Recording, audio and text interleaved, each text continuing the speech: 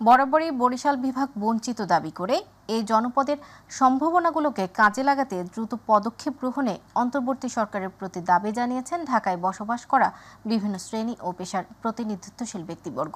একই সাথে আগামীতে যারা সরকার পরিচালনায় আসবেন তারাও যাতে এই বিভাগের প্রতি বিমাতাসুলভ আচরণ না করেন সে দাবিও জানান তারা।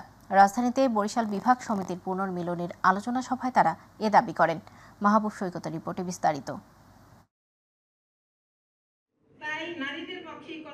জাতীয় প্রেসক্লাবে বিভাগীয় সমিতির পুনর্মিলনীর আয়োজন মিলন মেলায় পরিণত হয় বরিশালের গুণীজনদের। বরিশাল একটি আবেগের নাম, বরিশাল অনুভূতির নাম। আমি কিন্তু ব্যক্তিগতভাবে গর্বিত। আমি আমার সন্তানকে শেখাই যে তুই বরিশাল্লা। ঢাকায় বসবাস করা বিভিন্ন পেশা এবং শ্রেণীর প্রতিনিধিত্বশীল ব্যক্তিবর্গ তাদের বক্তব্যে তুলে ধরেন বরিশাল বিভাগের 6 জেলার উন্নয়ন নিয়ে ভাবনা। বরিশালের উপকূলীয় অঞ্চলে এমন গ্রাম এখনো আছে যেখানে আমার গ্রামের কথাই বলেন, যেখানে প্রাইমারি স্কুল নাই। আমার বরিশাল বিভাগের বিস্ফোরক লাইসেন্সের অফিসটা বরিশাল বিভাগীয় অফিস, কিন্তু লোকেটেড খুলনা।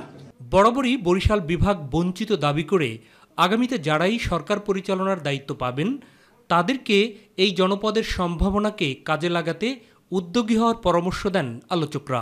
সকলের দাবি, প্রাণের দাবি আমাদের বরিশাল, যেমন 6 লেনের রাস্তা আমাদের দরকার, ভোলার সাথে আমাদের একটা রোড কানেকশন দরকার, একটা ব্রিজ দরকার। ভোলায় গ্যাস হয়েছে, এইটা কিভাবে আমরা আমাদের ওই অঞ্চলের ইন্ডাস্ট্রিয়াল ডেভেলপমেন্টের জন্য আমরা কাজে লাগাতে পারবো। এই বারাপুরকে যদি সচল না থাকে তাহলে এইটা তো একসময় ধ্বংস হয়ে যাবে। বরিশালের বিভাগে অ্যাজ এ হোল যদি কোনো চিকিৎসা সংক্রান্ত, শিক্ষা সংক্রান্ত কোনো কাজে আমি কোনো অবদান রাখতে পারি আমাকে অবশ্যই ডাকবে। এখানে কোনো রাজনৈতিক পরিচয় থাকবে না, পুরোপুরি অরাজনৈতিক সমিতি হিসেবে, সংগঠন হিসেবে কাজ করা উচিত। দলমতের ঊর্ধ্বে উঠে তৃণমূলের জন্য কাজ করার অঙ্গীকার করেন অতিথিরা। আমাদের তো কিছু করতে হবে, কিছু হতে হবে এবং ভালো চিন্তাও করতে হবে। একই সঙ্গে একাত্তা হয়ে কাজ করব, এ প্রতিজ্ঞা এবং অঙ্গীকার তো আমাদের পক্ষ থেকে সবসময় ছিল, এখনো আছে। What things today Borishal, tomorrow things India.